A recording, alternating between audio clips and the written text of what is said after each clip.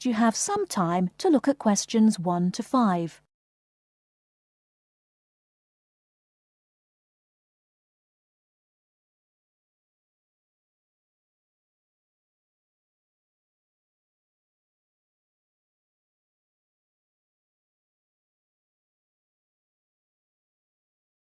Now we shall begin. You should answer the questions as you listen, because you will not hear the recording a second time. Listen carefully and answer questions 1 to 5. Kingsbury College, can I help you? Oh, hello. I'm ringing to find out about one of your courses. Yes. Is that a daytime or an evening course? Evening. Right. I'll just get a few details from you, if I may. Fine. Could I have your full name, first of all? It's Peter Wright. That's W-R-I-G-H-T. OK. And I don't need to know your exact age, but can you tell me which of these age groups you belong to? 18 to 25, 26 to 35, 36 to 45, or over 45? 18 to 25. Fine. And do you have a job, or are you a full-time student? I'm an accountant. I just do courses in my spare time for interest. OK. Right. And your address, Mr. Wright? It's 11 Forest Road. Forest? Yes. Is that in Kingsbury? Yes, it is. I'm just down the road here. And do you have a phone number? It's 992471. That's my home number. I haven't got a work number. That's fine. We probably won't need it. Before you hear the rest of the conversation, you have some time to look at questions 6 to 10.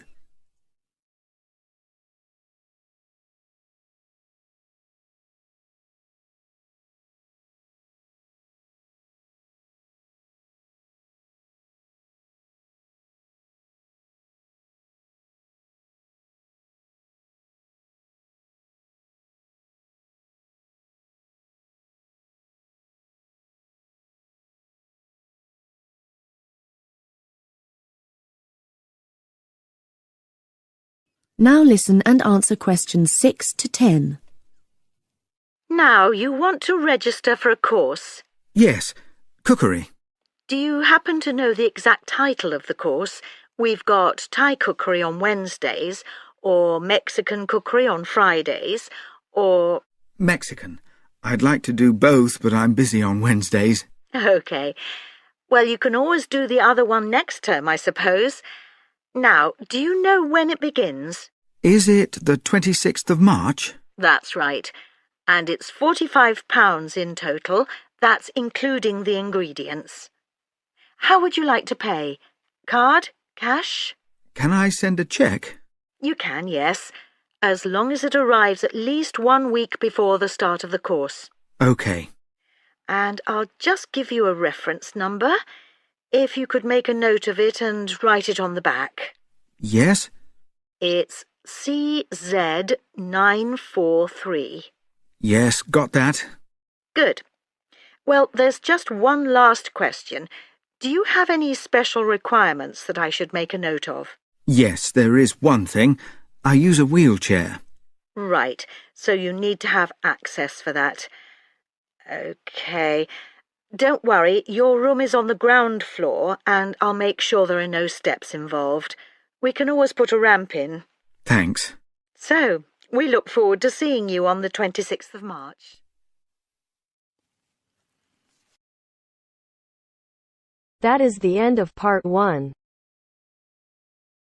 You now have half a minute to check your answers.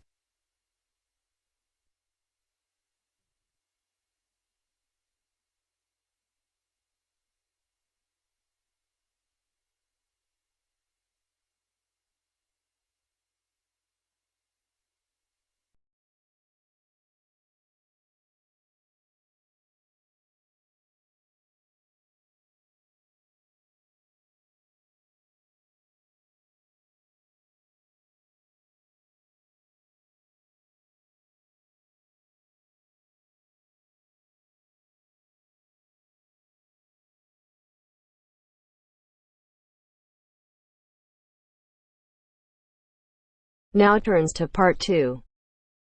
Part 2. You are going to hear a conversation between a student and a driving instructor.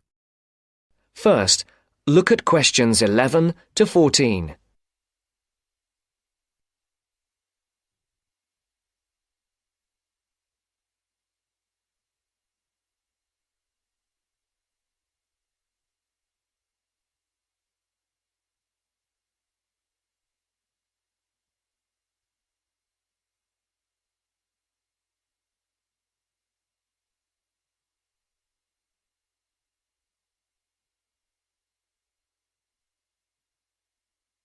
Listen carefully.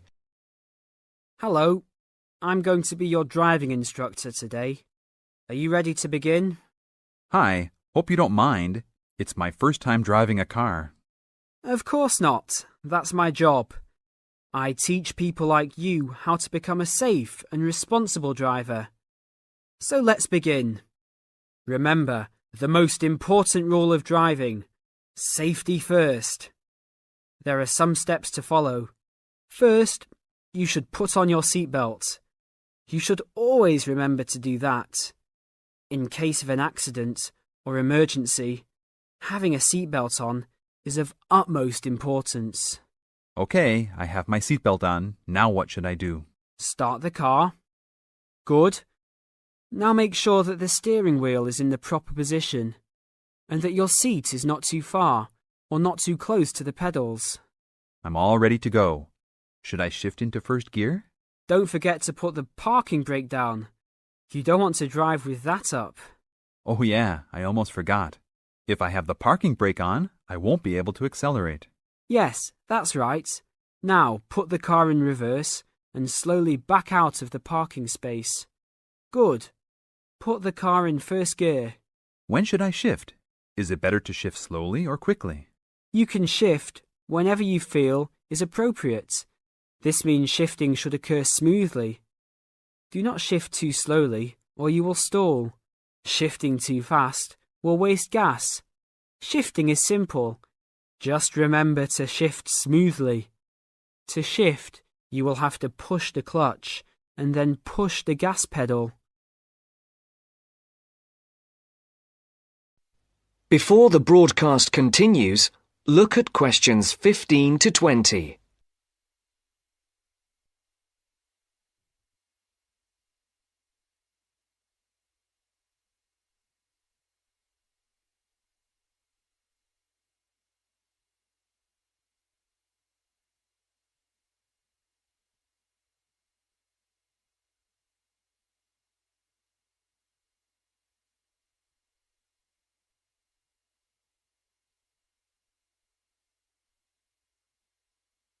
You will now listen to the second part of the talk. Remember, smoothly is the key to good shifting. Like this? Yes, that's good. Now keep it slow. Don't drive very fast just yet. Be sure to constantly check your mirrors for oncoming traffic. Always be aware of everything that is around you, including 3 important things. Remember these 3: people crossing the streets, other cars, and bicycles riding next to you. What should I do if I see a yellow light? Well, it's always better to brake instead of trying to run it. But if you're travelling at a speed where it's impossible to stop in time, then you should try to make it across the intersection. But remember, you should always try to stop. It's the safest way to avoid an accident. Even if I have to brake very suddenly? Yes, even if you have to brake suddenly. What about if a driver behind me is going a lot faster than I am? You should always be ready to move to a slower lane if a driver behind you is forcing you to go faster than you are comfortable with. Never try to speed up to accommodate a faster driver. You could risk an accident or a speeding ticket. It's better to let him go. That sounds like good advice. Be careful. There is a sharp turn up ahead. Remember to brake before turns. Otherwise, you might flip over if your speed is too high going into a turn. Got it. I know that I should always try to observe all traffic safety. That's right. If safety is not your first priority, it will make driving very dangerous for you and other drivers on the road. Okay, park the car here. You did a great job today for your first day. I'll see you in 3 days. Thanks so much. I will see you then.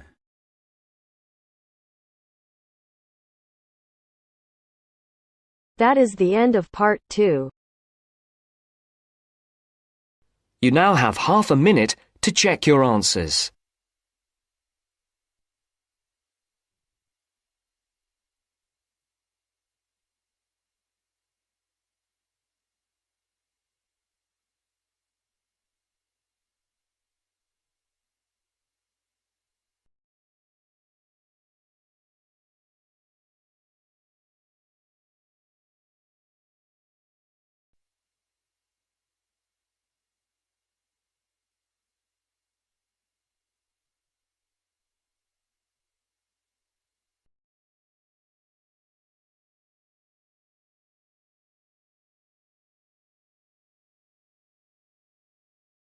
Now turns to part 3.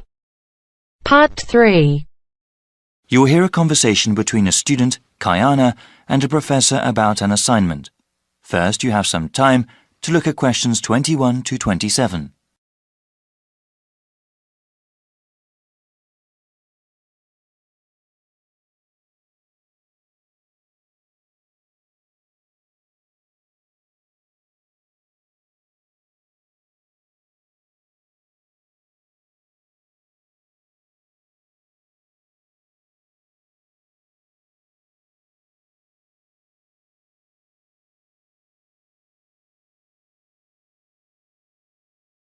Now listen carefully and answer questions 21 to 27. Hi, Dr. Reed. Are you busy right now? Do you mind if I come in for a second? Hey, Kiana. No, I don't mind at all. Thanks. I just wanted to say that I'm enjoying your urban studies course and that I'm having some trouble with the first assignment. Okay, no problem. What do you want to ask? This is my first time writing a paper of this length. All right. What sort of trouble are you running into? Well, writing more than 10 pages is actually turning out to be quite a task. I've been rereading some of the material, and I'm just not sure how to approach the assignment. Yes, it takes some time to get used to academic writing assignments. More time than I expected, really. I also want to do a really good job on the assignment. I don't want to put a half-hearted effort into it. I'm glad to hear that. I'll say that these assignments get easier to manage as time goes on. That's a small relief. I mean, it gets easier to plan the assignment and to organize one's time, but it still takes hard work and a sincere effort to produce a good piece of academic writing. My role is to guide you to the readings I think are the most relevant and to give you tips on managing your time. Okay, could we talk about the readings then? Sure. We can go over them. I guess I want to ask about the Coal House text first. It seems like a pretty interesting book. But sometimes a bit over the top, no? I would recommend reading just the first part of the book. It's the most relevant to the assignment that I gave you. The rest of the text goes on about a topic we will cover later in the semester. All right, I'll just read the intro then. As for the Peely article, oh, did you read that one? Yes, I accessed it online and then printed it out. Okay. I would recommend you review that again. Also, remember what I said about the Liebskid article? I think you told the class to focus on the research methods, right? Yes. She approaches the problem in an innovative way. Let's see. For the Gary article, I think you should... Let me see. I think it would be best for you to read just the conclusion. Just the conclusion. I see. Yes, I would ask you to read the whole thing, but this way would be more efficient. Speaking of which, you should not bother reading the Wolfson article. Yeah, it didn't seem particularly relevant to the topic. Let's see. Any other reading you wanted to talk about? Let me see. Yes, the Cudler article. What do you think of that one? Ah, yes. How could I forget? That one is pretty central to the topic. I really think you must go over it again.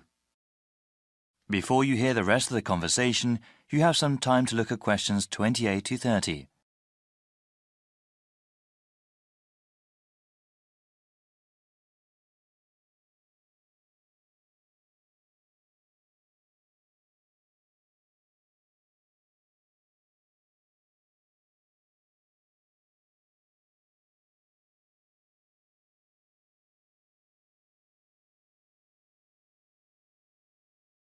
Now listen and answer questions 28 to 30. All right. Is there anything else you wanted to ask about? Yes, I wanted to ask about the line graph that you provided. It seems that the legend identifying the different parts is not there. Ah, it must not have been photocopied correctly. Here, let me explain them. They all represent percentages of the population in Manassas, okay? Line 1 here at the top is the percentage of people who were born in a foreign country. Born outside the country. Okay, and this one? The next line down, line 2 refers to the percentage of people with citizenship. All right, got it. Those making a middle-class wage are represented by the fifth line down. Okay, middle-class wage earners. And the line number 4? That is the percentage of people with a college education or higher. All right, and the one in the middle? That one is the percentage of population who are married and have children. Got it. Thank you so much, Dr. Reed. I really appreciate your help.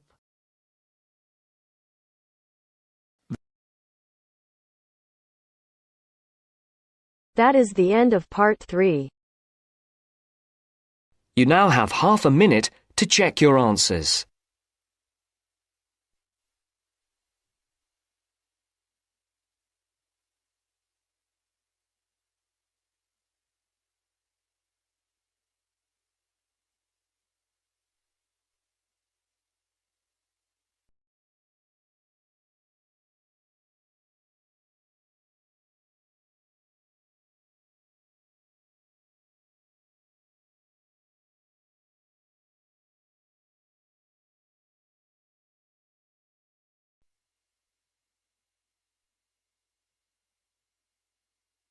Now turns to part 4. Part 4. You will hear part of a lecture on cities of the future. You now have 30 seconds to read questions 31 to 37.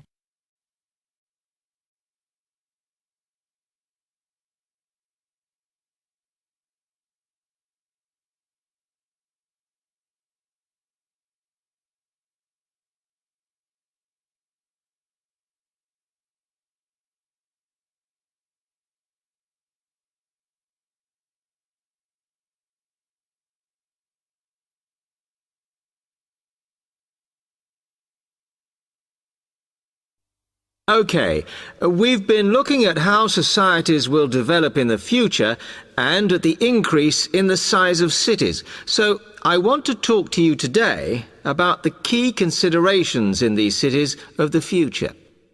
There are 3 key elements I want to look at, and these are the new features they will have, issues of size, and the main problems to be considered. First of all, individual transportation will be a big factor in these new megacities as public transport becomes unmanageable.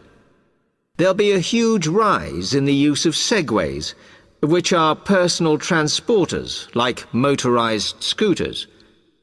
As a result, and partly also to reduce pollution, roads will be altered so that they are narrower and will take up less of a city's space than they do currently.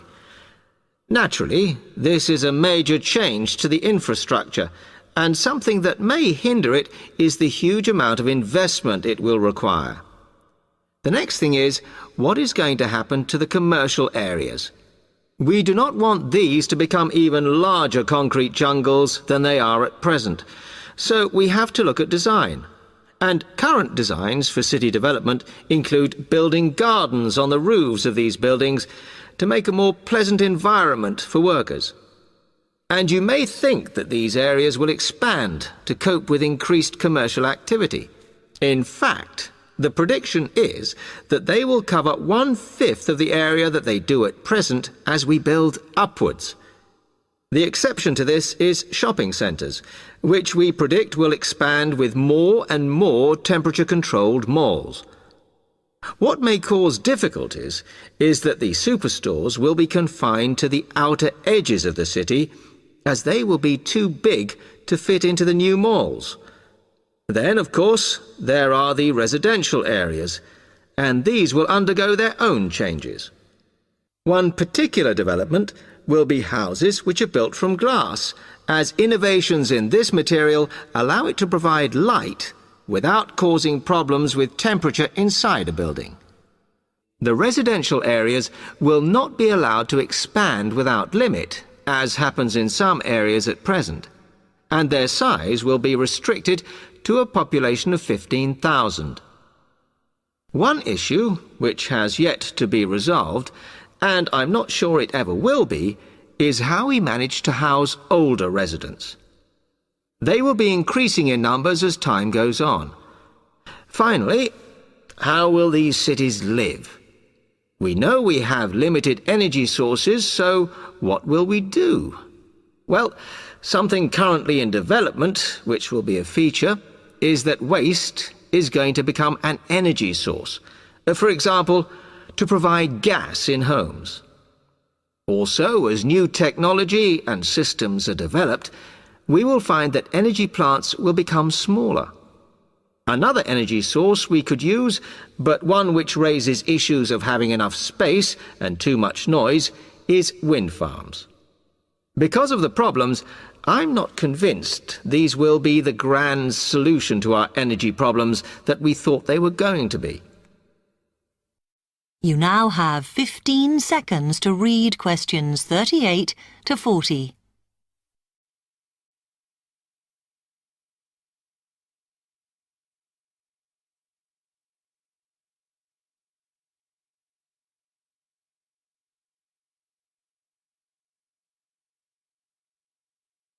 Now, moving on to looking at the social aspect of cities, we need to look at housing and how people will live. Cities currently have flats in the centre, populated by single people and wealthier residents, and families tend to move to the outskirts. In the future, the centre of cities will see a dramatic change. We will see many more examples of cooperative buildings. This is where people join together to form a company that owns the building they live in. And despite continuing shortages, there will also be a rise in the provision of retirement homes in city centres, so that the elderly can have easy access to hospitals and shops.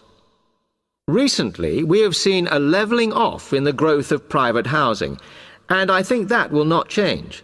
But we are likely to see more social housing, as far fewer people will be able to afford to own their own homes.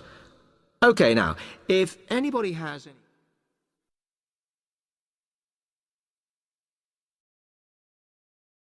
That is the end of part 4. Check your answers.